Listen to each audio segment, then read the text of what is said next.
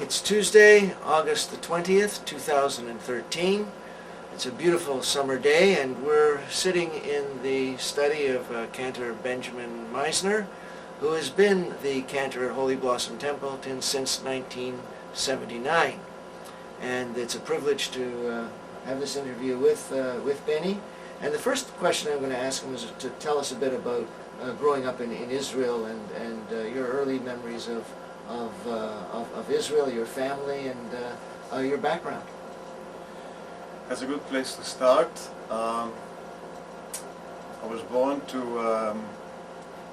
my parents who fled Germany, specifically the city of Hanover and Vienna. My mother comes from Vienna, my father from Hanover, to Israel, to Palestine in 1936.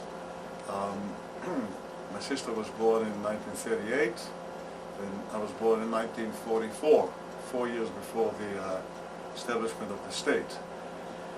So my early childhood memories are a warm, compassionate, not so well-to-do financially home, but modern Orthodox, traditional, roaming the streets of Tel Aviv, going actually to a secular public school, elementary school, but because I used to go to a traditional little shtibel, little synagogue, a Polish little shtibel on Sderot Ben Gurion, on the Ben Gurion Boulevard, which then was called Keren HaKayemet, the JNF Boulevard, little Hasidic synagogue where my uncle, my mother's brother, David Brenner, was a Bal Tfilah. And so the first sounds that I recall, besides Israeli pop and folk music and sing-along, I listened and I was immersed in the sound of synagogue music, synagogue nusach and synagogue chant.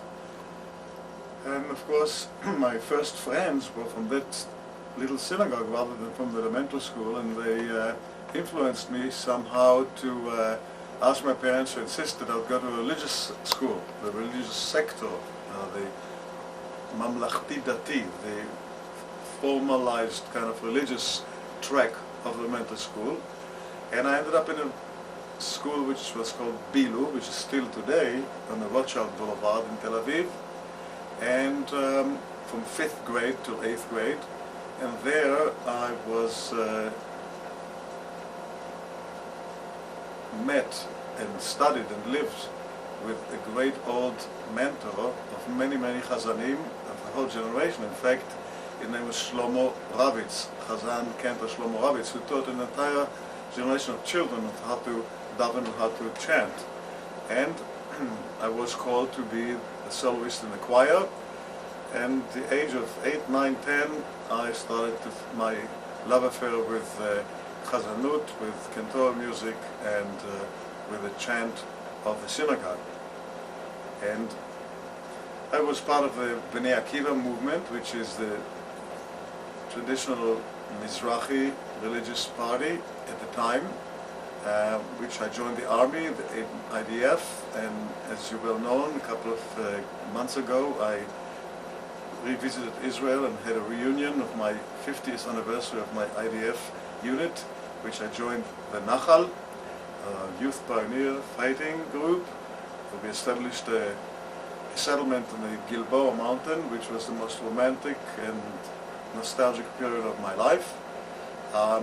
Today, many years ago, it became a very prosperous kibbutz, and the entire mountain of Gilboa, which used to be barren, because in the Bible King David cursed that mountain when he heard that Saul and Jonathan and Shaul died in the battle with the Canaanites. The mountain was completely barren, and for 6 months we planted every day 200 trees.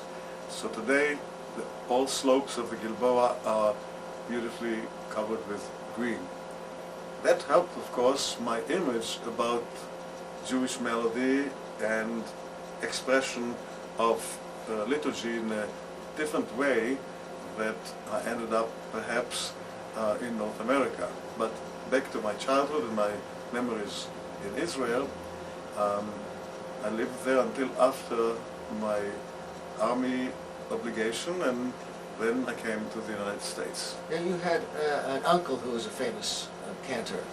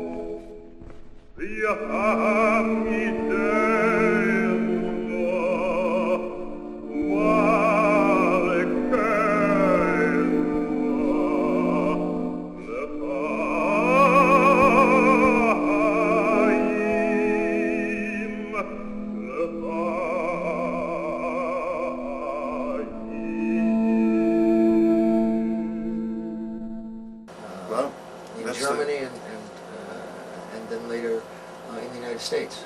Of course, my claim to claim in the early days was that I was Israel Alto's nephew. For many years it became a joke and kind of a cute remark among my colleagues. My uncle, the Oberkantor, the chief cantor of Hanover from 1925 to 1935, was a celebrity in the cantorial world before the war, a Wagnerian stentorian tenor who was quite well known in Germany and in East Europe, performing with the great chazanim of the time, Kusevitsky, Sirota, and the great chazanim. He fled and ran away from Germany in 1935 and accepted a position in South Africa, became the chief cantor of the United Hebrew Congregation in South Africa from 1935 till 1960. He amalgamated the traditional sound of the synagogue, both west and east, and actually became the dean of the cantorial arts in the school where he was called to teach in 1960 after he retired at the Hebrew Union College, and later on wrote manuscripts from the first page of the prayer book to the end of Ne'ilah.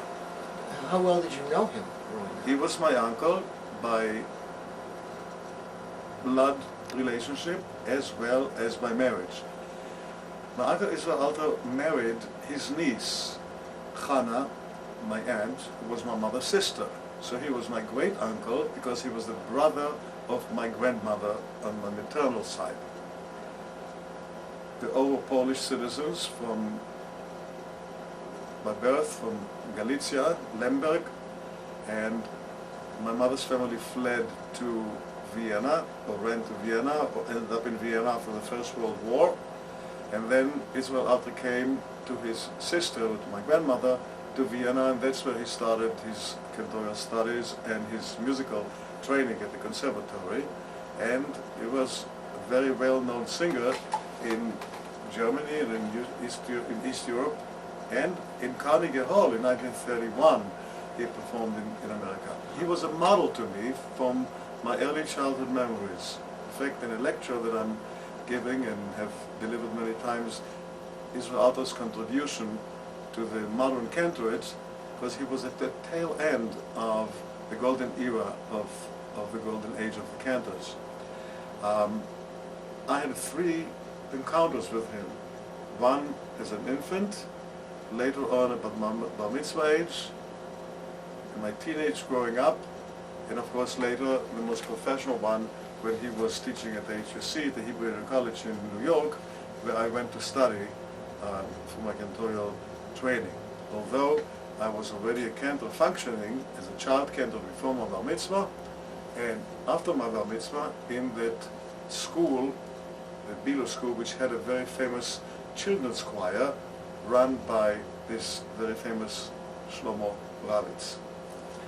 There's another story, part of the story that you may want to ask me about my mentoring cantors, which shaped the kind of cantor that I ended up being.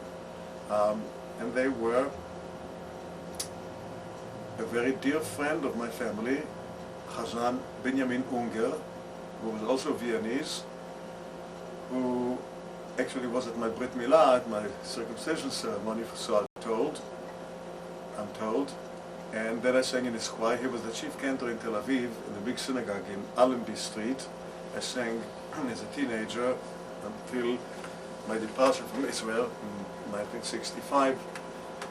And of course, Shlomo Ravitz, who was the teacher at the elementary school.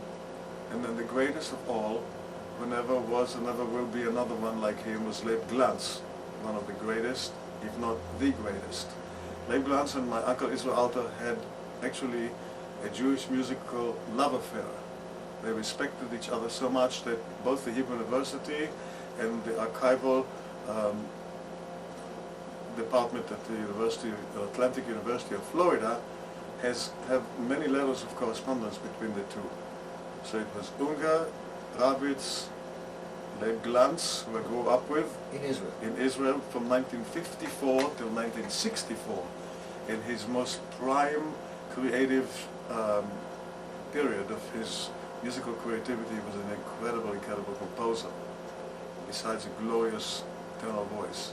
And of course, my uncle, who escorted me with his colossal voice through the records from 1925, that was saved later after the war in Germany. My Israel Alter uncle was really the model that I followed with his approach to the meaning of the word and the combination of text and music. And another coach that I had at the Hebrew Union College, which influenced me greatly, was another one of the great cantors of the 20th century, Moshe Genshov. Moshe Genshov was also a very dear friend and a co-composer with Israel Alter for many of his compositions. And of course 2 instructors of the school, Lawrence Avery and Ben Belfer, which are incredible influence on my own Wissenschaft about the cantorial and Jewish music. So, Benny, was it because of your uncle that you came to study at Hebrew Union College after your army career? Well, as I said before, from childhood on, through my teenage period, I knew that I have to be a cantor. And with my uncle's encouragement, when he came to New York, he was sought out by the Hebrew Union College because the School of Sacred Music really wanted to get the most important and famous and the most competent people, professors in the field. So the Hebrew Union College, being a Reform Institute, was seeking out authentic people to teach their skill. Such the case of musicology, they chose Eric Werner. In the cantillation field, it was A.W. Binder. And in the cantorial field, the traditional Chazanut and Nusach, of course, they called in Adolf Kachko, which is a traditional cantor whose granddaughter is a cantor too, they're a very dear colleague of mine, and Israel Alter and Moshe Genshov, and the other 2 that I mentioned. So, yes, I did come to the Hebrew Union College precisely because I wanted to study formally to be a cantor. At the time, there were not schools in Israel except the Academy of Chazanut, which was established by Lev Glantz, but in 1964 he passed away, and there was no way to study in Israel Chazanut in a formal way as it is today. Now, you did study music in Israel, though. You studied the violin, I believe, and you had another musical career. Unfortunately, as I said before, my parents weren't so well off, so we couldn't afford a piano. We had also a very small apartment, which is smaller than the size of this office and of this study. And so my mother wanted me to be involved in music, and at the age of 8, I started to study the violin, went to the Tel Aviv Conservatory, and again I met some incredible teachers there. The conservatory was called after the viola player Öden Tartos, who was a Hungarian celebrity on the viola. And my teacher was Tzvi Mishori, also one of the great and well-known violin teachers. And harmony and theory were no less than Yecheskel Brown, he is still alive and one of the most profound Israeli modern composers. So I finished the conservatory in Tel Aviv. I played the violin for about 14 years, from age of 8 until after the army, actually, until I left for the United States.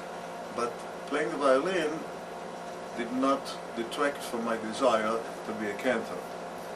Unfortunately, I didn't have the piano skills education, and I stayed with the violin, which I think helped greatly to form my musical aesthetics about phrasing and expression of the violin, which is very, very close to the human voice. My cello is more like the human voice, but violin has the neshama of the Jewish. You came to Hebrew Union College. Now, this is a Reform institution. You came from a fairly traditional background. Did you find it a bit of a shock? Or?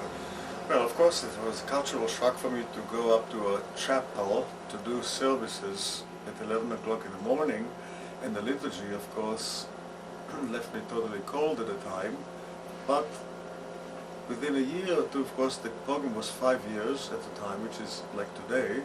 And I finished the program in 2 years because I had no courses to take. I passed all the courses. It was a joke that I came to the Hebrew Union College much later than some of my colleagues, and I left much earlier. I practically finished the school program, the Cantor program, in 2 years, but because I had to be a resident in New York, I couldn't get the bachelor's degree because it was accredited school, the Hebrew Union College. I remember the first time my professor A.W. Binder, whose books are here about cantillation and te'amim and trop, told me that there's a job in Philadelphia that's looking for a cantor. So at the end of the first year, 1966, in the spring, I auditioned to Bet Shalom in Elkins Park, Philadelphia, Pennsylvania, the building of Frank Lloyd Wright. Beautiful, beautiful synagogue which had an organ. Surprisingly, my uncle was not objective, was not. Unfortunately, my uncle was quite supportive and didn't object my going to that synagogue. He only said in Yiddish, "I don't mix in, do what you want." And within an evolutionary short period, I realized I wanted to play my fiddle in shul. Metaphorically, I wanted to play my fiddle in shul. Now today in Israel, in the concert stage, Chazanut and the cantorial art is really developed to an incredible art. But in those days, the music of the synagogue, I'm talking about choral music, and the sound was quite, I wouldn't say primitive, but not as developed as today, with the influx of, let's say, Russian musicians to Israel and some great musical educated new cantors and choral directors. It was quite naive at the time.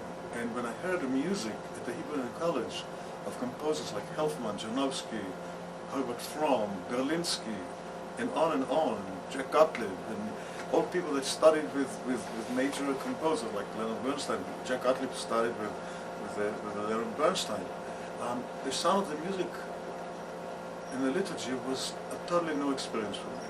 And so I really wanted to play my fiddle in shul.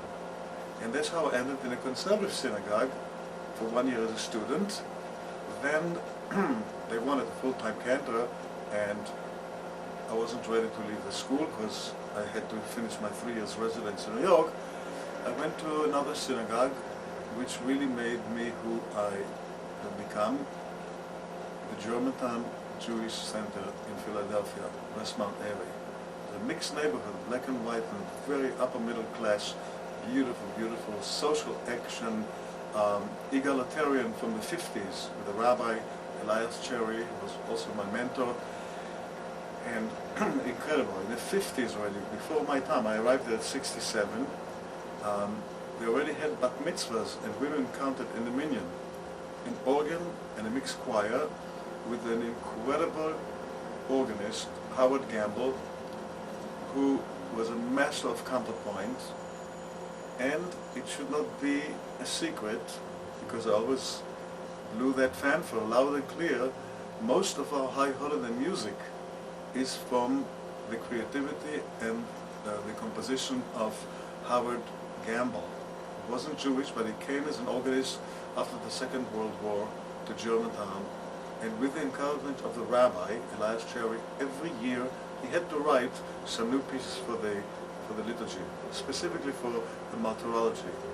He wrote very modern and contemporary, beautiful music on one hand. The other one was very traditional. So when I came to Holy Blossom, I transferred and transplanted some of his music, most of his high holiday music, to Holy Blossom. Later on, in a different chapter of my life, it was Yafim Adler, the husband of our beautiful and very special Nadia, who plays for us for over 20 years now. He arranged and rearranged some of the music for our settings. Now, how long were you in Germantown? I was in Germantown from 1967, actually when the Six-Day War broke out, until 1979. And what brought you to Holy Blossom? What brought me to Holy Blossom was the fact that Howard Gamble was retiring. He was 65 and I was exactly 35. The synagogue went through metamorphosis, the birthplace of Chavurah and social action. The synagogue deteriorated a little bit. Nowadays it grew up again and it became much more viable at the time. I've done everything that I could at that synagogue, and with the organist leaving, I didn't know what is the future musically in that synagogue. And it so happened that my colleagues, my president of the American Conference of Cantors, the ACC, told me that there's a great synagogue in Toronto, and First Reform, and I said, I don't want to Reform. And he said, no, it's a flagship of the Reform movement, and Rabbi Gunther Plaut is the rabbi, which I've known about, and our dear colleague, revered colleague, Jack Barkin, was the cantor at Holy Blossom. And I spoke to Jack at the time. The Barkin family was very famous in Toronto. His brother, of course, was a pianist. His sister, Sarah, sang in a choir here for many years. And Jack Barkin told me, it's not a regular Reform synagogue that you imagine or that you know about. It's a very special place. It's traditional. It is incredible with the music program. Ben Stambrik was here. He's the director. And I came up to audition in 1979. It was in May. And the rabbi at that time was Harvey Fields. I was the first one out of 7 people that auditioned. And at the time I also looked for some other synagogues in Chicago and another place in Texas, but it really appealed to me, but I wasn't sure that I will get it. Except Harvey Field told me, I don't know what the other cantors will do, but what you did today, not your singing, what you did today, they'll have to sweat a lot. before they will get the job. Anyway, Harvey Fields and I fell in love with each other. A couple of weeks later, after they have interviewed the other cantors, he called me up and he told me, tonight a very revered gentleman will call you by the name of Jack Geller and will invite you to be the cantor at Holy Blossom. And of course I was ecstatic when I heard the news. That was 1979. I could have stayed in Philadelphia, but the rabbi at the time, after Rabbi Cherry passed away, was another friend of mine, Rabbi Sandy Hahn, who said, Benny, you gotta get out. It's no place for you. If you stay, you'll never leave here. It's too small for you. You gotta go to the big time. Rabbi Cherry at the time told me, you will not be happy in a big place because it doesn't have the intimacy that a small place has. Now, my congregation, Germantown, was Germantown Jewish Center in Philadelphia. It was about 500, 550, then it went 350, 100 families. I knew everybody. We had 80 Torah readers. I had a club, the Rolodex. People fought for Torah reading. I had a children's choir. The kids who are now in their 50s are still my kids, which I still have connection with them. And of course, the older generations are now in the 80s, and some of them are healthy, and I have very, very close relationships. But the end result was that I was looking forward to come up here, and I've been here since 1979. What were your first impressions of Holy Blossom when you got here? My first impression of Holy Blossom, see how I paused for a long time. It was a mixed emotion because the red paperwork, which actually Jack Barkin warned me, that's the reason he left. He said, the relationship between what I have to sing, he said, and the red paper and the organization, of course, was not in his blood. It was less traditional than I expected, though it was not classical reform.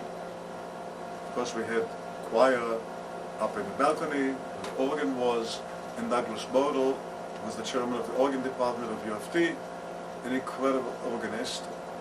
And the music was very beautiful, austere and somber, but it was still a form, style of worship which I was not used to, where the rabbi reads and the cantor sings and the rabbi reads, and the people do not participate. That what bothered me the most. Not that I look down or judge the people, but the fabric and the style and the nature of worship did not resemble anything that I grew up with. Yet it appealed to me because of the musical caliber and the musical passion that this congregation had for music. Rabbi Plau told me that in the days of Shelley Merrill, which I succeeded here, Shelley Merrill is 20 years my age. He lives in San Diego. I speak to him quite often. He was an incredible cantor, and he was a beloved cantor here. He left for whatever reasons he did, but he gave me a list of compositions and music that have to be introduced, and then Rabbi Field gave me a list of compositions and prayers that have to be included. To my knowledge, which was a mystery and total bewilderness, I didn't know that the Gates of Repentance was the second year in use after the Union Prayer Book.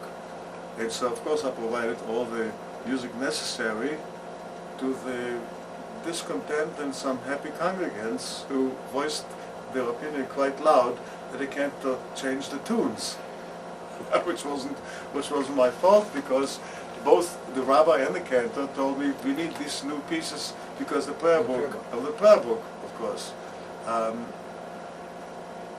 The style of music at the time was still typical of big pieces, performing pieces, listening rather than participating and davening, and I wouldn't even say davening, but worshipping together as perhaps a little bit more East European than West European. Where in East European, West Europe, the big choir and oratorio, especially in the Reform, Lewandowski tradition, the choir sang. Mind you, in Frankfurt, of course, I have a book here from the 1800s. There are many, many melodies written down that the community in Frankfurt used to sing, and the congregants used to participate antiphonally with the cantor, with the chazan. And over the years, of course, things changed at Holy Blossom. Well, let's talk about that. How did things change, and what was your role in bringing about the changes to the musical life at Holy Blossom? Well, as I told you, my synagogue in Philadelphia, even though it was conservative, and even though the music was much more contemporary, modern than some of the pieces that we're doing in our days, even today at Holy Blossom, there was still davening, and people used to participate and and not sing along, but pray.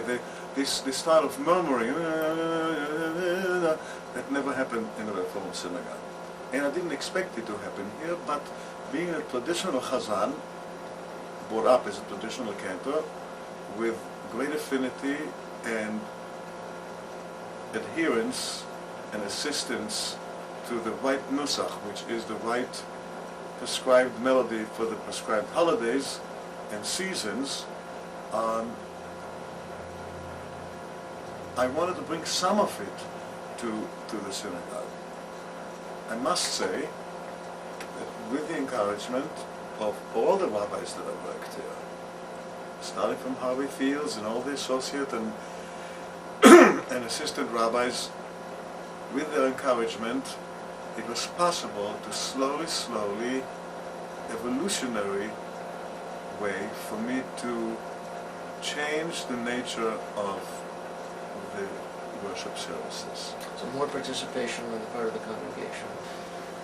The change came about in an organic way rather than a planned way.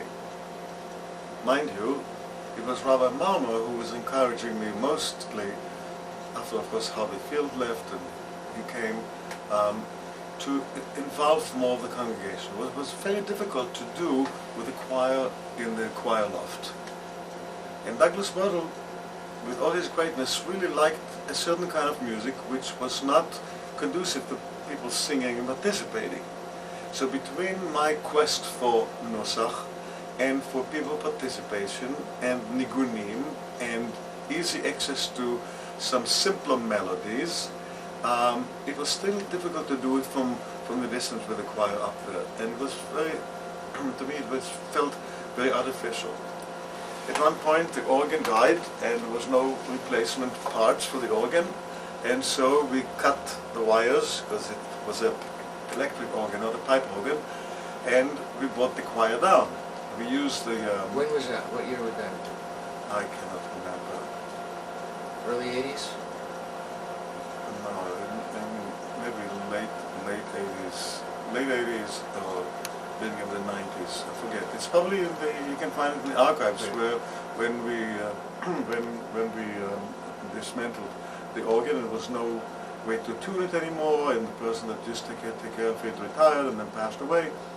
The choir came down, and it was only the professional choir that sang.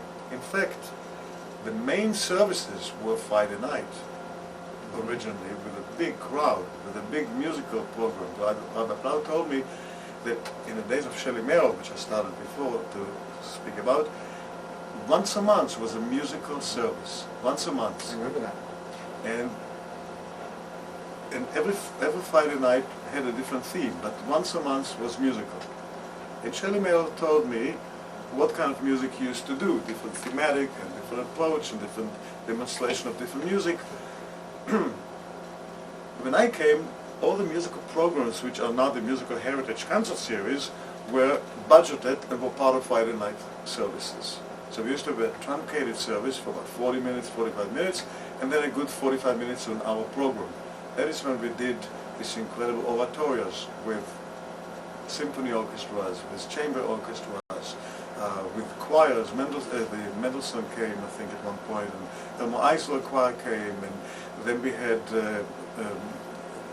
Gilbert, Amy Gilbert from Temple Emmanuel with the children's choir, and our choir, Simchat Shabbat by Sol Zim. So not everything was like high windows, like very artistic. A lot of it was very, very popular. Sol Zim came, and we did this Simchat Shabbat, which was arranged especially for our services. And then, of course, demographic and time changes. And the choir at that time was 8 people on Friday night and 4 when the bar mitzvah started in the morning. And when the decline of the late Friday night service took place over the years, which was quite painful, but at one point we saw that no longer has its place.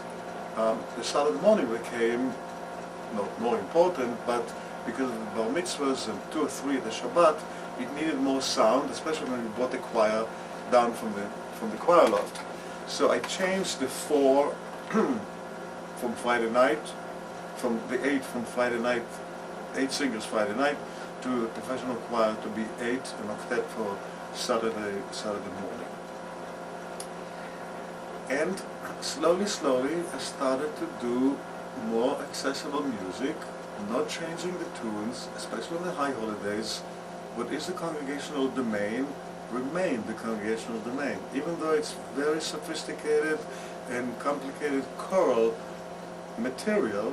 The congregation has got used to the sameness and the familiar friend of the music, and therefore it's the biggest thrill for me to stand with the rabbis and lead the service, and the moment I open my mouth, I feel the congregation has trusted my judgment over the years and became more familiar and comfortable. Even if I make up tunes in the middle of the service, somehow I hear a murmuring and a sing-along. As an example, which I grew up with, but at Holy Blossom it was not heard before. But we do have part of our membership people that came from more traditional backgrounds, so some of these traditional melodies are very familiar to them. I can give you many examples, but in general, the choir sang Saturday morning, and then it was Rabbi Moskowitz who pushed me to include the Temple Singers to sing Saturday morning. Yeah. When did the Temple Singers was a group that used to do concerts occasionally. We sang once or twice a year. And Temple Singers, like every organic body, has ups and downs. More members, less members, older members, new members don't come in so easily. But it's a group that has been in existence from way back. The late darling sweetheart Margaret Hart was a member of the choir from way back there. She reminded me many times about the old days of the choir. Bill Humber, and of course Yibadlu L'Chaim, they should be differentiated for life. Gary and Toby Sigling sing in the choir. Florence Dannenberg. Don't want to mention the name of the choir members because I will miss a lot of people. But Temple Singers sang once a month with the professionals. I have to understand that in those days the repertoire of the professional choir was much more sophisticated than the Temple Singers could produce. But with the change of the nature of the music, it was a combination of the sophistication and the simplicity, and many times a unison tune, which I insist it's more accessible to the congregation to participate. And so both Temple Singers and professional choir, unlike many other synagogues, which are which is a lot of resentment when the professional singers are brought in with the lay people. In our synagogue, the professional choir is an integral family member of the Temple Singers, and there's no difference between the professional paid choir and the Temple Singers. They are the backbones of the Temple Singers. The Temple Singers alone can do a lot of things now that in the past they couldn't do, simply because they sing nowadays, for many years now, twice a month in all the festivals, and second day Rosh Hashanah and Slichot, in the 3 festivals, and twice a month, at least twice a month, during Shabbat services. And it is a very special feeling in the congregation when the temple singers lead together with the Chazan, whether it's me or Lindy, the services. It has a different tone than just a professional trained singer. There's a whole philosophy behind professional choir and lay choir, professional choirs and lay-led choirs, which is not for here now. One of my dear colleagues, John Plano, was a president, musicologist, a president of the Guild of Temple Musicians. What a very extensive article, the pros and cons of professional and lay choir. You make both at once. And we have both at once. Now, you also, when you came to Holy Blossom, were you using the High Holy Day melodies, or was it you who introduced the High Holy Day tunes to Holy Blossom? The High Holiday tunes, I came in assuming totally that this synagogue does High Holiday tunes, and sure enough, of course, Shelley Merrill did a lot of this High Holiday traditional tunes. Ben Steinberg, of course, they all were great skilled musicians and cantors, but not to the extent of Nusach and the traditional High Holiday melodies, such as the Sinai tunes, some of the old melodies. I remember Rabbi Plaut tells me that his big achievement was to put Shema Yisrael, that High Holiday, throughout the High Holidays. And I corrected him. I said, Rabbi, you'll forgive me, but that Shema Yisrael is only for the evening and for the morning Shema. But for the Torah service and for the Ilah, it is the other austere Shema Yisrael, and so on and so forth. I assumed that the Avot and a lot of the manuscripts that were left over from Shelley Merrill, Chazan, Cantor, Shelley Merrill, we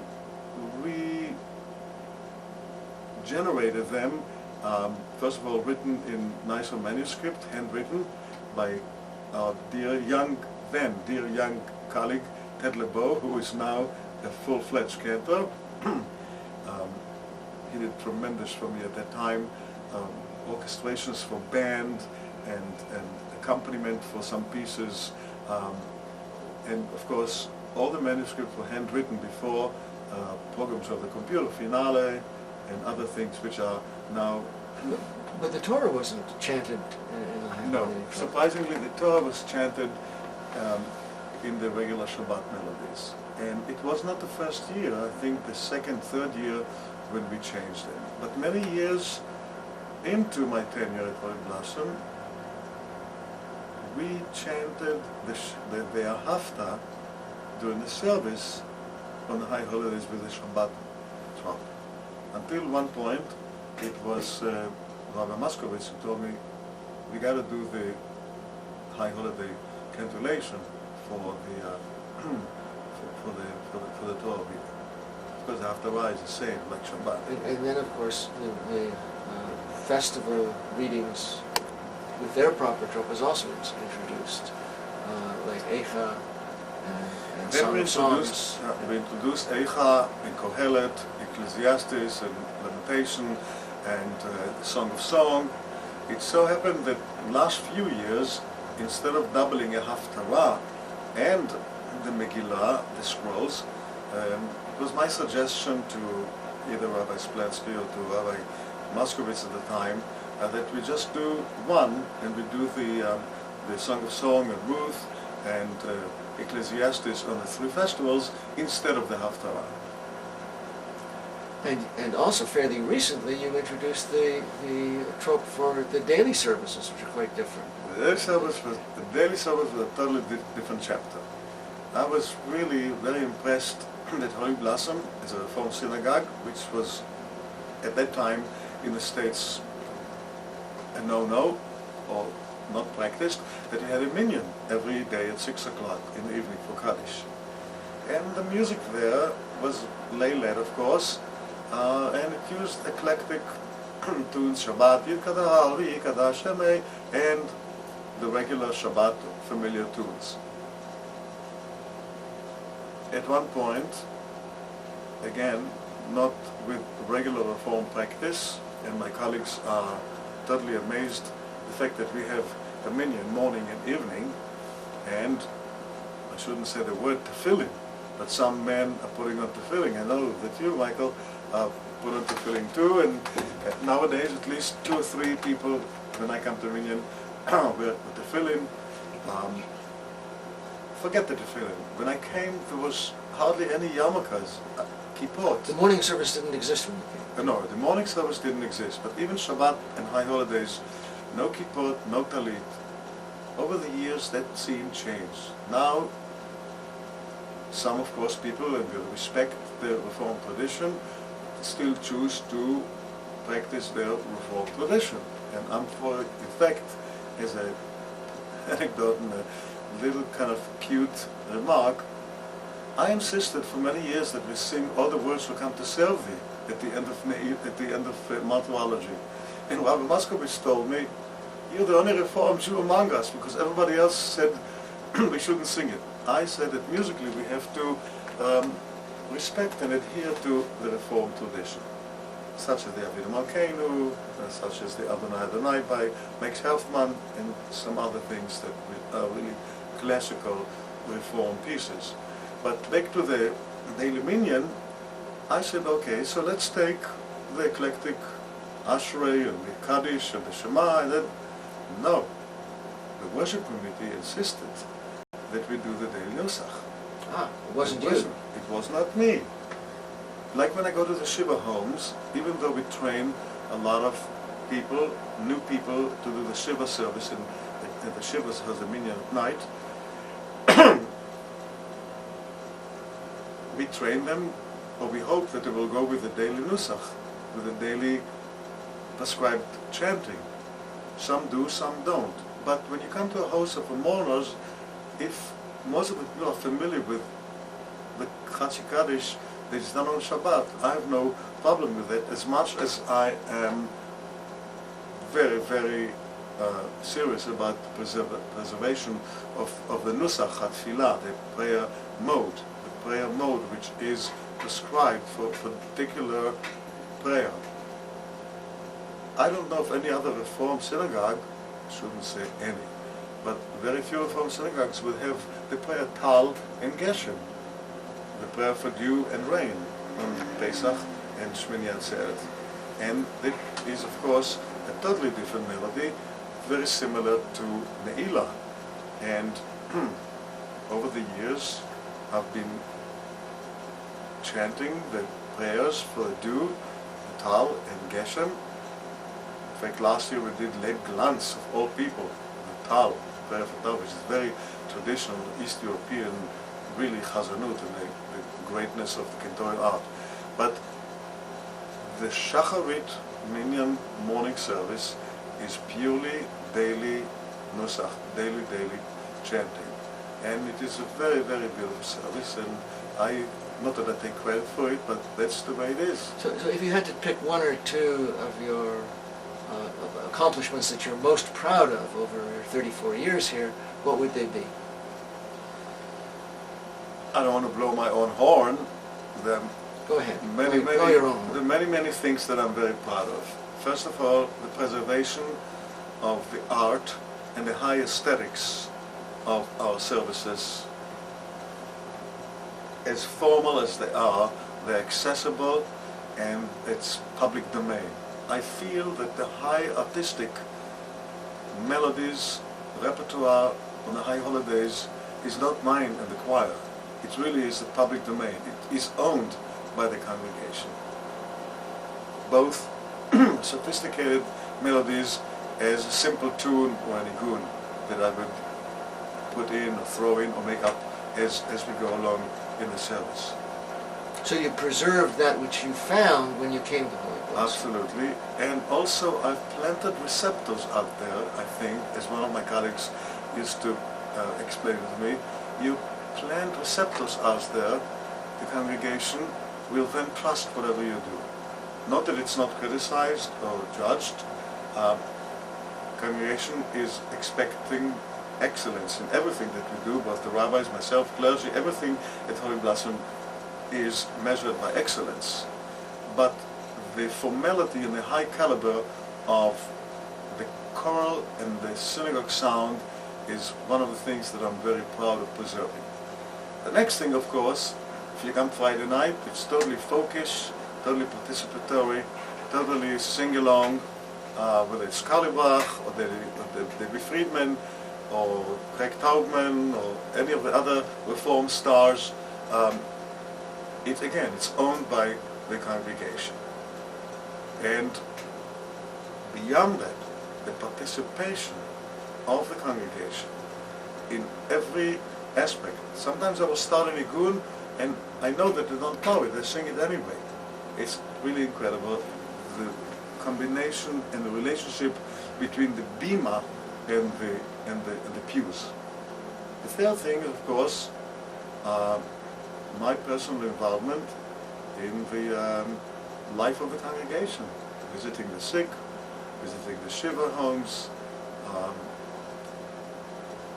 helping people at their need, at time of need, celebrating with them bar mitzvahs, and weddings, all the other life cycle events such as 80th birthday or 50th anniversary of a marriage. Last but not least is the Musical Heritage Concert Series, which I don't want to let go, and I hope that it continues. As a residue of what used to take place on Friday night, at one point we moved the Musical Heritage Concert Series to the weekday. And I was able to bring in great artists. If you remember, we had the Kreuz Choir from Germany and the Dresden Symphony doing Elijah in German in the synagogue. Not without controversy. Not without controversy in the city. That's right. It was the first time that it happened in the synagogue in German, in the original language that Mendelssohn wrote. Some people consider Mendelssohn, of course, being Jewish because his grandfather was Moses Mendelssohn. But this was a German choir that was coming to and do a it German as well. choir And a German from orchestra. Dresden, which is a choir that exists from the Middle Ages. And very famous singers came up from this choir, like Peter Schreier and some other very famous opera singers. And many, many other groups, such as the Elmer Eisler, combined choirs from the city. I don't want to mention names of artists that we brought in, but the Musical Heritage Concert Series is on a very, very high level. Fortunately, we were able to continue raise the money to enable these artists to come in. Of course, concert costs are very, very high and increasing all the time with the kind of artists that we want to bring in. But on the average, we have 3 or 4 concerts a year, which are bringing Jewish values through music to our membership. Now, I think soon after you arrived in Toronto, you became very involved in with the other cantors in the city, with the Cantorial Fellowship. Tell us a bit about your involvement with the other cantors in the city. Well, when I came to Toronto, there was still exists, of course, the Council of Chazanim, Toronto Council of Chazanim, which has Reform, Conservative, and Orthodox cantor in one group. And at one point... Is that fairly unusual in North America? Not unusual, but the kind of activities that we did here were very unusual, because there's an entire shelf here of books that we published, and out there the cantors are using our publication, whether it's manuscript or trios or duets, concert material, traditional. Great cantors of the city was David Bagley, Louis Danto, Paul Kowarski, Harold Klein, Selwyn Weingart from Temple Sinai. It was a very active group. At one point I was president, and at one point we, the Reform contingency, were able to convince the rest of our colleagues and the Orthodox colleagues, it should be said, the Orthodox colleagues who included the women in our fold by saying that religiously we are observant, we are different, but professionally we are just the same. So we are lucky to have not only cantors, but all the cantorial soloists, such as our own Lindy Rivers and Anna Tobashnik from Temple Emmanuel, and Katie and some other women cantors at Temple Sinai, and the cantorial soloist at Har Zion, and Kol Ami, and all the other cantorial soloists. To my pride, a lot of male and female cantors in Toronto have been my personal students. Cantor at Beth Shalom, Eric Moses was my student, David Rosen was my student, I went to school, the HUC. Eric Moses finished the Cantor Institute in Tel Aviv, Moshe Lumer, Ben Silverberg, Anna Tobashnik, at Temple Emmanuel, a lot of cantors in the city, of course, our own Michael Smolosh, who was here, our assistant and high holiday soloist for many years, became a cantor in Detroit, one of the great conservative synagogues. And Ted LeBroy, as I mentioned before, also went the cantorial route and became a cantor. So I love to teach and I love to transmit my upbringing and my knowledge of, and my life breadth of Jewish music to the next generation, not only to congregants, but to cantors and ballet tefillah, people that would know how to lead services, from professional cantors all the way to lay people who lead service, lay people who lead our service. I believe that you're one of the lay leaders. Yes. Yeah. Friday mornings, yes. Lovely. Benny, when you came to Toronto, you knew, I suspect, that this was also a home to some very famous Jewish composers. Ben Steinberg, who began at Holy Blossom before moving to Temple Sinai. I was in his religious school choir for many years, and Sroll Glick over at Beth Tikva, Milton Barnes. Tell us about your relationship with these composers. I knew about Ben Steinberg, definitely, because we still do a lot of his music here. Ben is a gifted composer, and for a movement altogether. Ben Steinberg also brought this Japanese choir, which I brought to Holy Blossom at one point, the Makelat HaShachar, the Shinanomi choir, sang at Temple Sinai many times, and sang here at the Candles Convention. Ben is an incredible innovator, great cantor. His father was a cantor, and that's why he knows so much about Jewish music. So we did, and he was here a few times in the early years of my tenure at Holy Blossom, composer in residence, where we did a full Shabbat of his music. Ben and I are very, very dear friends, and respect of each other, and really is a great, great human being. The next cantor, the next music director and composer that I met early, before I came to Holy Blossom, was Saul Irving Glick. Saul Irving Glick is a world-renowned composer. Fortunately, he's over 10 years now not with us. But Saul Glick, incredible, wrote so much music. Surprisingly, we don't use so much of his synagogue music here because it was written specifically for the conservative prayer book and worship, and a lot of the text that we don't have in our prayer book is, he has 2 big volumes of high holidays and Shabbat and festivals, but his great symphonic and choral music, of course, we're doing. In fact, one of the latest things, a simple tune like Adonai, Adonai, Erachum Vechanu, Nerech Apayim, which is a traditional Toronto melody. He arranged in an incredible fashion in a composition called The Triumph of the Spirit, which are 5 numbers, Avinu Malkeinu, the traditional Avinu Malkeinu, and Adonai Adonai, and then some other poems. Incredible work. He wrote Sing Unto the Lord, another 4 movement for harp and chorus. Saul Glick was here also as a Shabbat composer, a resident composer, and incredible musician. We were very, very close friends, and I miss him greatly. The other composer, who is no longer with us, of course, was perhaps the most prolific and different composer than all of them, is Milton Barnes, who was incredible. I say incredible because all these 3-4 musicians, composers, are incredible, but very unique. All the music is in the Cantor Music Center. Milton Barnes did not write liturgical works for worship, but 2 works. One is Shir HaShirim for tenor, soprano, and female chorus, and 7 solo instruments, not just accompanying the cantor and the choir, but each instrument had a solo active part and role in the composition. We did it a few times, really beautiful. The other one is a commission by David Sandler, in memory of his wife Bonnie Sandler, who died, passed away in a tragic circumstance.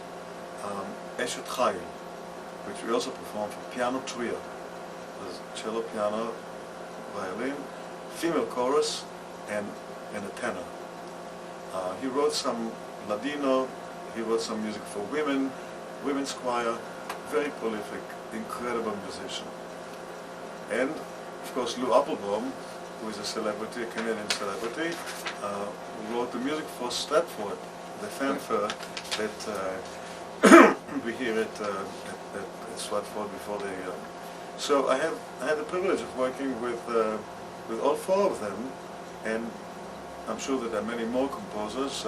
Privileged also to work with for many years. Nidre, we have Daniel Dom play the cello, and Moshe Hammer, 2 prolific cellist and violinist, play the Nidre, the Bruch version of Nidre. Ever since I was here, they still play and enjoy. They look forward every year to come and play for us.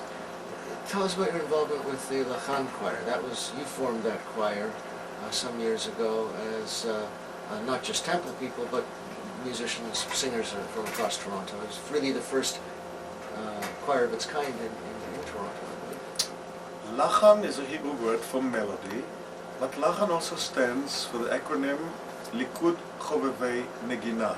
Likud, everybody knows, the party Likud. Chovevei, lovers. Negina is melody. Back to my first uncle that I spoke to, was about Tefillah in Israel, loved Chazanut and cantorial art.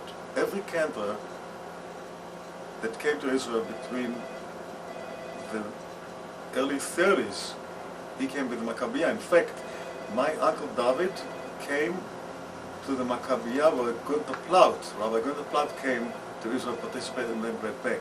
But my uncle came illegally to Palestine and stayed there. I have books at home with every article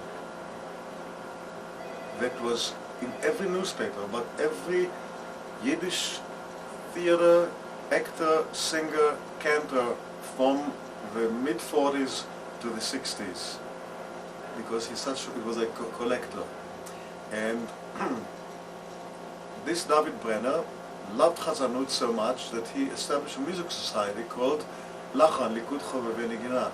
And the logo of Lachan is the logo of that musical society, the tuning fork and the three letters. And at one point, I wanted to do more sophisticated music than just worship music and synagogue music, and so I established that choir in memory of him and in memory of the name of the music society, which was formed in 1952 until 1960, when he passed away.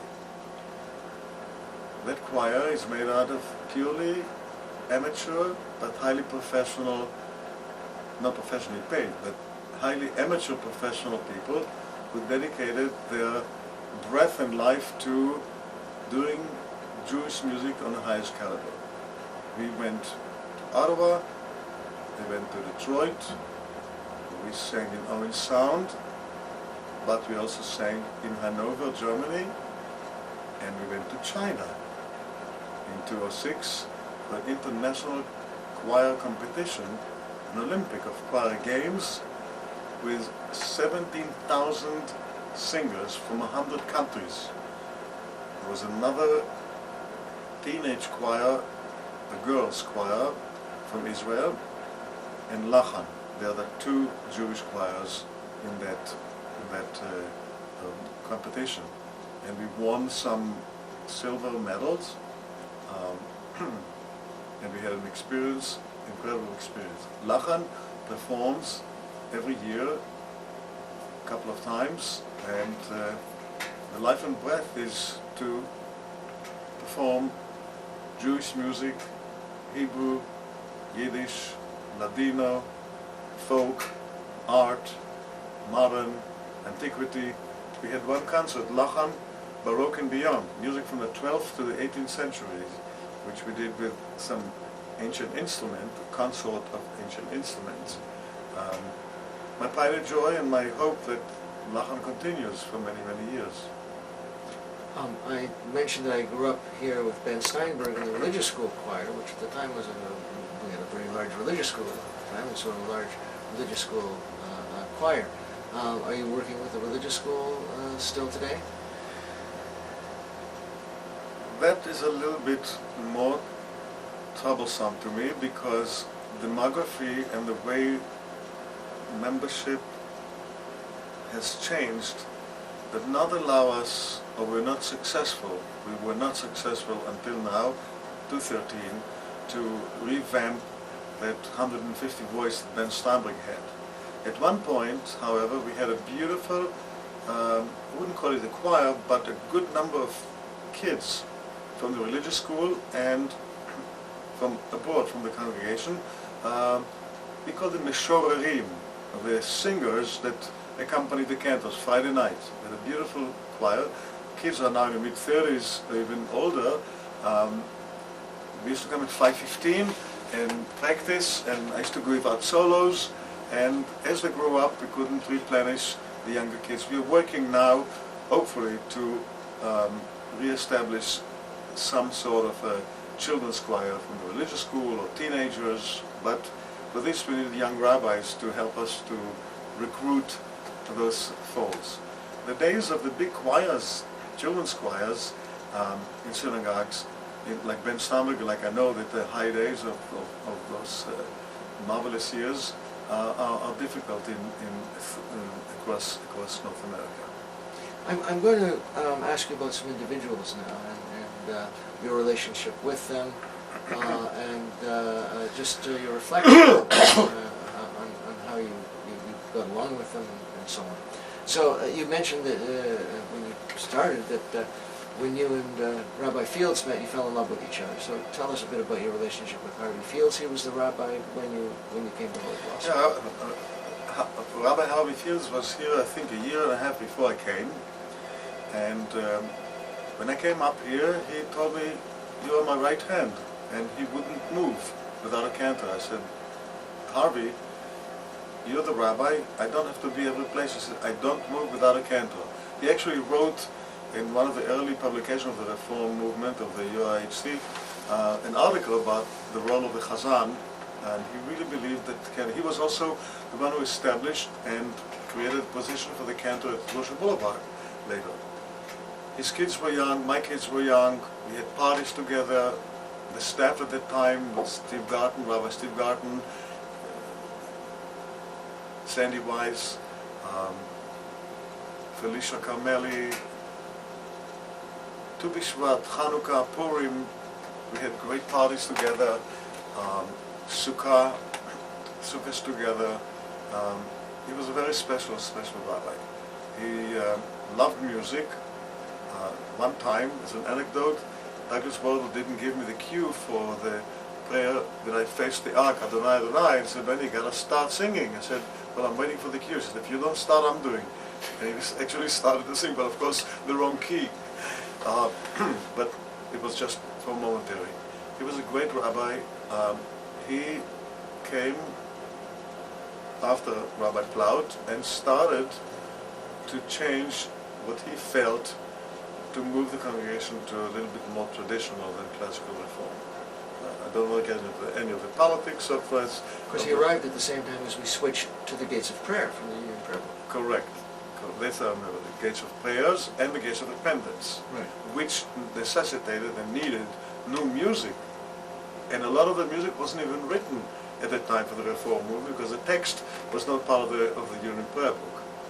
So it had to draw from traditional sources.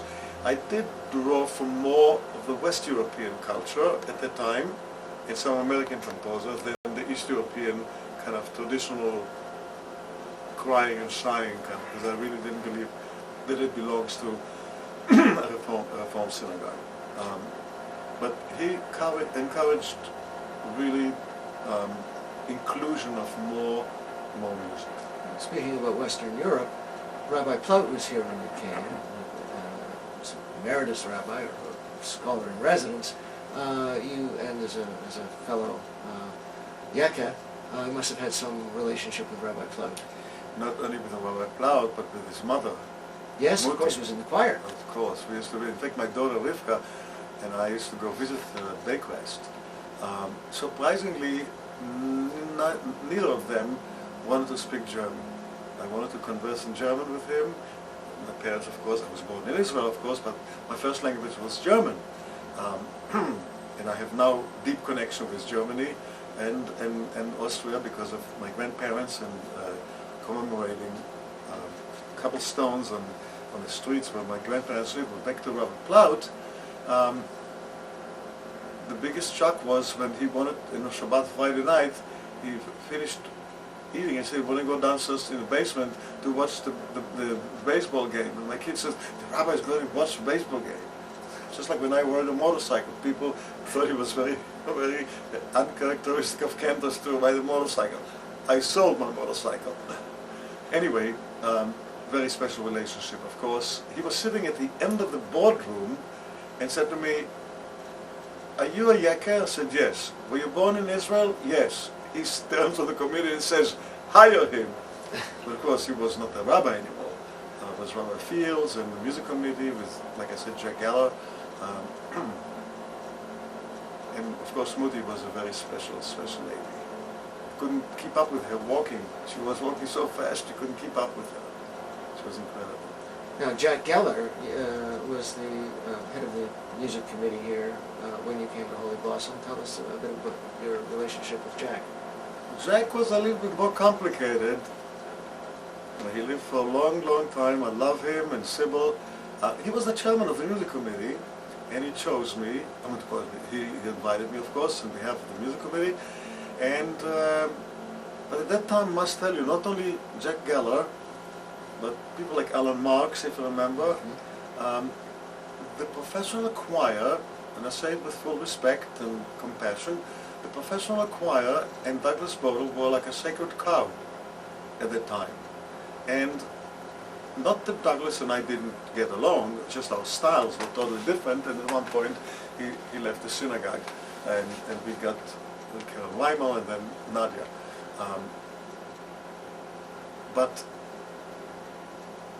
the choir and Douglas were like an institution at Holy Blossom. In fact, they used to be budgeted for a dinner for the professional choir, for every, which I completely forgot until we started to talk now.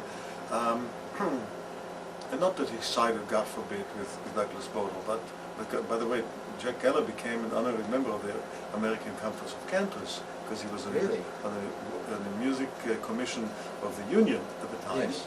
And he became a member and really beloved and rewarded. But he, when I complained to him at one time that I didn't come here to do all this red tape, and he said to me, when I passed the bar, I wasn't told that I'm going to, pour coffee every morning. So, no, Jack and I had a great relationship. He loved the organ. He loved the organ. And so do I, even though it's not a Jewish instrument, I do believe, even now that we don't have an organ, that a synagogue like Holy Blossom, the flagship of the Reform movement, should have an organ, like many other Reform synagogues have an organ, and only used on several occasions, such as weddings or recital, or sometimes it's important, but that's a different subject. Then Rabbi Marmer came, and I think you had a fairly complex relationship over the years. Rabbi with Marmer and Benny Maissner, we ended up terrific.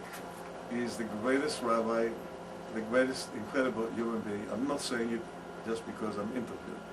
Rabbi Marmer was a difficult person, but so was Benny Maissner.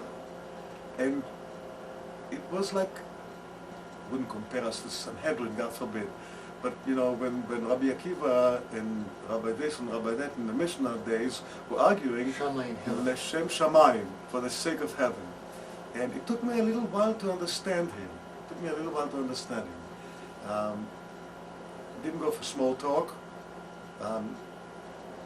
Anytime, if he did have an argument outside, as if nothing happened.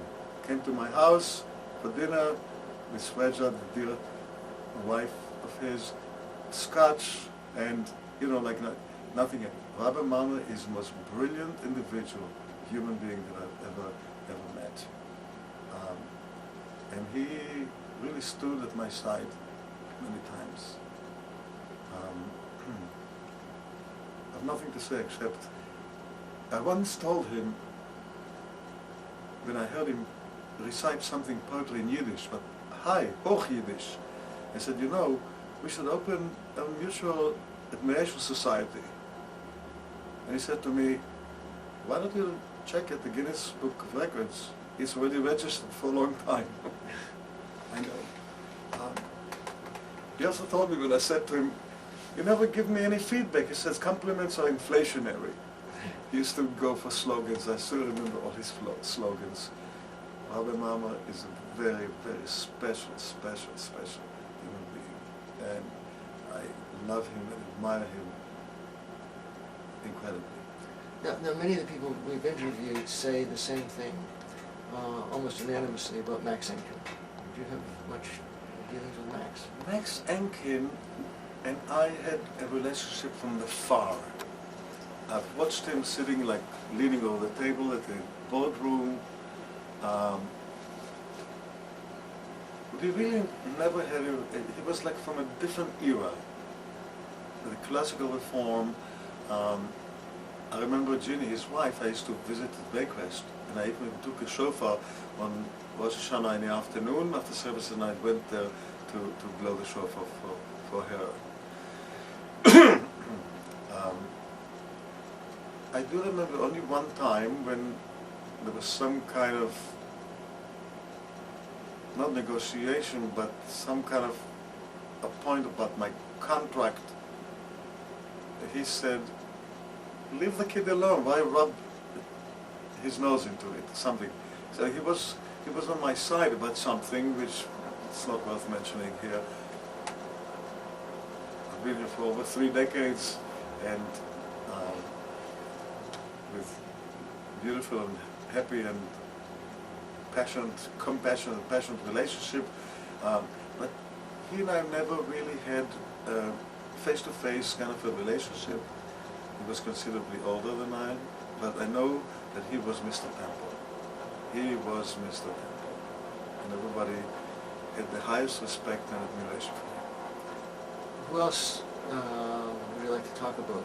Some of the associate rabbis that you worked with over the years who made an impression on you? All of them, from Johnny Friedman to Liz Goldstein to Sharon Sobel to Mark Shapiro, and I don't want to mention Steve Garten, who was the education director. A little anecdote. At the 150th anniversary, every rabbi that came, Fields, Sharon, Steve Garten, Marmor, Harvey Fields, I was called to do the Birkat HaMazon.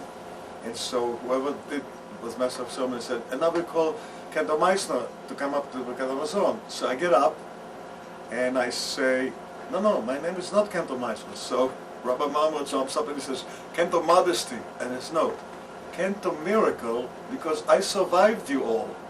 It was about 8 associate assistant rabbis and the senior rabbis. I always had a good relationship, I hope a healthy relationship with all the rabbis. You know, work has its ups and downs.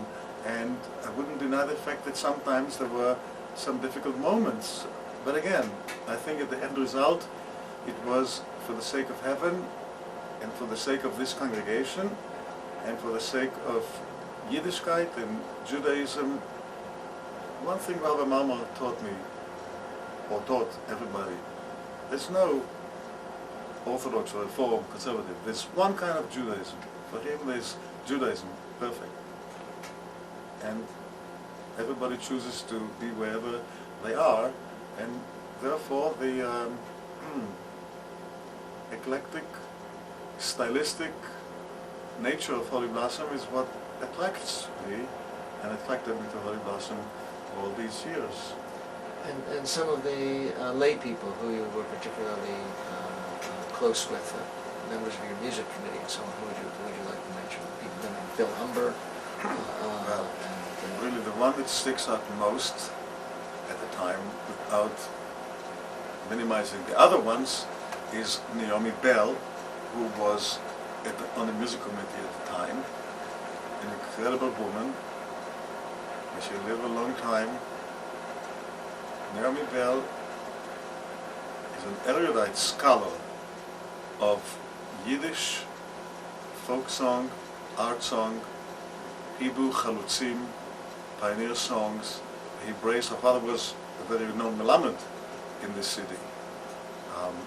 We've been friends since then. We did concerts together. She was on my music committee, chair of the music committee. But since then, I had so many other chair and so many other committee members that are really helpful because they share the dream that I had. I don't want to mention the names because I will miss other names, Well, Mary certainly, you want to mention. Mary Selden. Mary Selden is on the music committee for a long time, forever. Jill Kamen, Joanne Rohr now, Barbara Weisfeld, Leslie Miller at the time, Bernie and Fran Goldman, people that are really musically interested in promoting and guarding the kind of values of Jewish values that I'd like to teach and transmit through music. Last but not least, I do want to mention, of course, and praise my, not secretary, she doesn't like to be called secretary, there is Marilyn, the Cantor's administrative assistant, right? Without her I couldn't function here. She knows better where I am than I myself. Marilyn, bless her heart, in every respect. Now, what do you think the future is for the Cantorate, down the road, and the Reformed Cantorate in particular? The future of the Cantorate is unpredictable on one hand, and yet I believe that it's totally predictable because cantors were professionalized, not professional, the professional cantor, the trained cantor came into existence in the 7th century, the time when the piyut started to grow, and people that led services needed to be more skilled Judaically and musically. The Cantorate over the centuries changed colors and nature from a kolbo, a person who does everything in the synagogue, being a shamash, being custodian, close the doors, shut the lights, new melodies, all the way to the golden age of the Cantorate, whether it was West Europe with people like my uncle Israel Alter, or East Europe like Leib Blanche, Kosovitsky, Sirota, all the great cantors. In America, of course, the three denominations, Orthodox, Reform, and Conservative, have totally different styles to them. Of course, the Orthodox cantor does not exist in the synagogues. Most Orthodox synagogues do not hire cantors because every person should know how to daven and can get up with a nice, decent voice and lead the services. So there were very few, even though my dear childhood friend Cantor Chazan Yosef Malovani is the instructor professor of cantorial art at the Yeshiva University and train incredible cantors in the Orthodox field. The conservative JTS of the Miller School now have gone through again transformation. They're geared today to find what cantors and how cantors can help the conservative cantor, the conservative movement, which is a little bit more difficult than Reform and Orthodox, because they're right in the middle and they want to be traditional, but they also want to be modern. They don't have a music instrument and they have a musical instrument, and people's span of attention is not more than Reform services and on and on. So a lot of, because I'm a member of the Cantors Assembly, a very passionate member of the conservative movement, Cantorate, as I am, and I was vice president of the American Conference, the Reform ACC. The Cantorate and the Reform Synagogue, again, with the period of song leading, Jeff Klepper and Danny Freelander and Debbie Friedman and all the good, beautiful people who wrote and created incredible music for the sake of participation. Josh Nelson, Smilo, Julie Starr, all the. Many of them come out of the camp movement? The camp movement, yes, but unfortunately in Canada, these Reform stars are not known so well. And so when we bring one of them in, it's not necessarily that it will have a great success.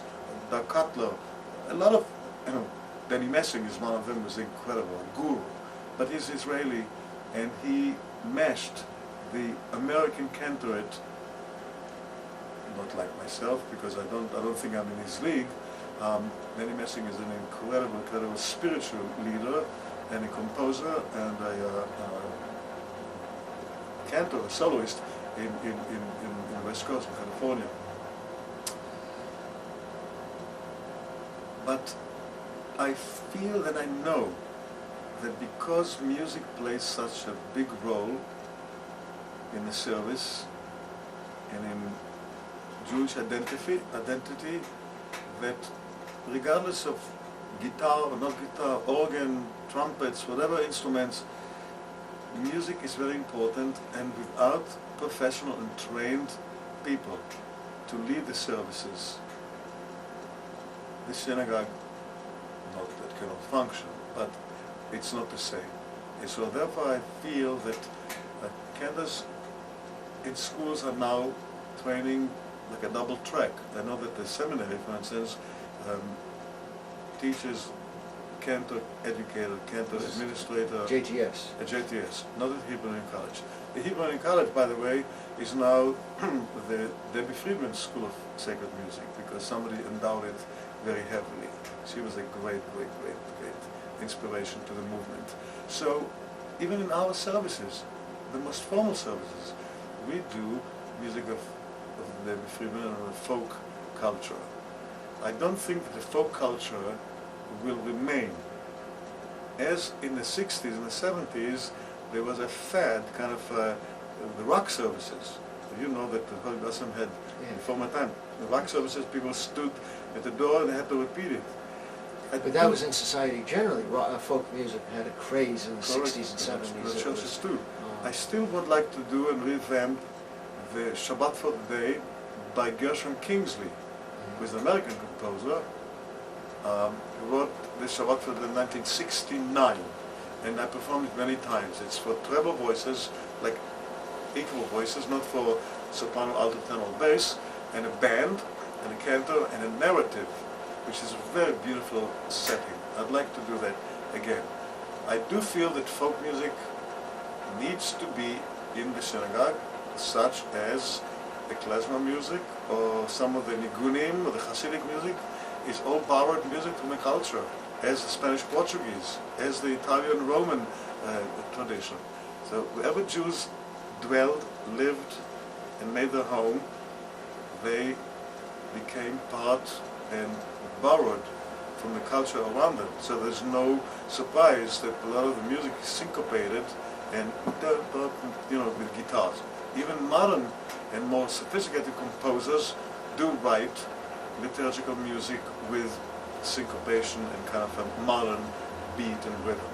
So I feel that as difficult financially and economically these times are in 2013, that the role of the cantor will reshape itself and will become as crucial and as mainstream as it once was, but not in the fashion of the golden ages where the cantors were like prima donnas and only sang once a month and they didn't do anything during the week. Clergy in America, the cantor is Klei Kodesh. We are Klei Kodesh. In fact, to my not great surprise, but amazement, cantors are not invested anymore, they are ordained now. Even in retrospect. In HUC, even in retrospect. I didn't get the ordination yet, but I know that cantors are not being ordained because the rabbinic leadership sees, and proof of the matter is that our rabbis here, in the past and present, very much involved and respectful of the baggage that I bring to the synagogue, with my background and my training, and mostly with my experience. And so what lies ahead for Benny Maissner in the next few years? We're going to be here for another 30 years at least, but any special projects or special things that you want to do and see yourself doing? Well, it's 2013 and I don't have any plans to retire. At this point, I feel I still have a lot of things to do at Holy Blossom, a lot of things to develop, a lot of things to fine-tune. This is just part of a archival library that was supposed to be, or was promised to me at my 30th anniversary in 2010. I came in 79, but the celebration of 30 years was in 2010, at which time the president and the organizer, or the people that produced it that evening, came out with a big plaque, the Benny Maissner Archival Library. So I hope that at one point, when the renewal project will come into being and become a matter of fact, that there will be a serious attempt to take not only the music that I've collected, because in the choir room there is music there from Ben Steinbeck and from before, I think from Stolnitz even. There are a lot of musical treasures that I don't even know what is there. And so a really scientific and professional librarian will have to do it. As long as I can sing and conduct and be a Klei Kodesh. What's that term you're using? Because it's new to me. Excuse me? Klei Kodesh? Klei Kodesh, vessels of sacred vessels, like the Klei Kodesh is clergy, Klei Kodesh. So there I am, 213. And tell us, I mean, you've been here longer than any other clergy has ever been here. I think Rabbi Jacobs was here for 18 years. You've almost doubled his tenure. What's the secret of remaining in Holy Blossom? Surviving in Holy Blossom for 30 plus years?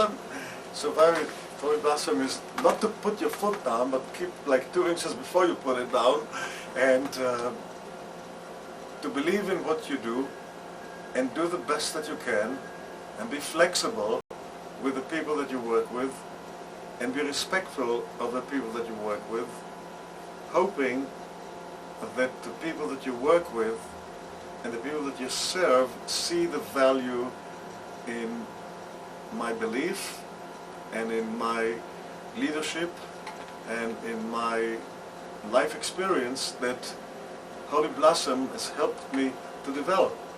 Don't forget, I'm here 30 years and I'm here longer than any other place. So I learned on the job what it is to be a cantor, what the kind of a cantor, and I try to instill it into my student. In the future, of course, I would like to also be more involved in teaching cantors and create another generation of cantors.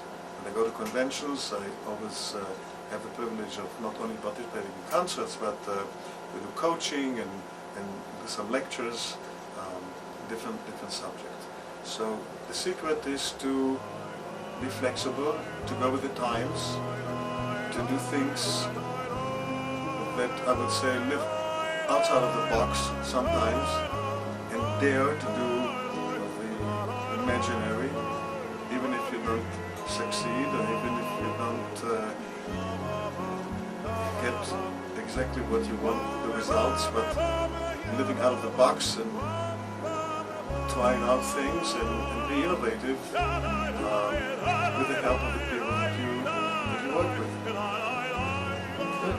Well, Benny, thank you for spending this afternoon with us. It's been a pleasure, and I hope that you're with us for the rest of the years. All the very best.